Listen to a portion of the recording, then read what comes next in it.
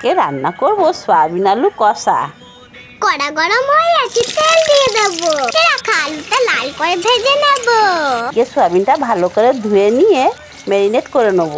দুটো কেটে রাখা পেঁয়াজটা দিয়ে দেব। দুটো কেটে রাখা টমেটো দিয়ে দেব। একটা গোটা রসুনও দিয়ে দিয়েছিলাম। আলু লাল করে ভেজে নিয়েছি। চামচ আদা রসুন বাটা দিয়ে দেব। 8টা চামচ হলুদ, 8টা চামচ ধনের গুঁড়ো, জিরের গুঁড়ো, 1 চামচ লঙ্কার গুঁড়ো, মতো নুন দিয়ে সরষের তেল দিয়ে ভালো করে সয়াবিনটা মেখে নিয়েছি।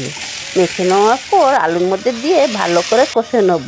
কষে নিয়ে কিছুক্ষণ ঢাকা দিয়ে দেবো। ভালো করে কষা হয়ে আছে, এবার জল দিয়ে দেব।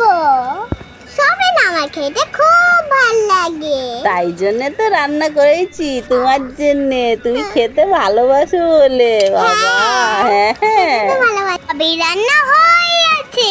গরম মশলা ছড়িয়ে নামিয়ে দেব। খেতে খুব দারুণ হয়েছিল। এই পর্যন্ত থাকলাম, টাটা, শুভরাত্রি।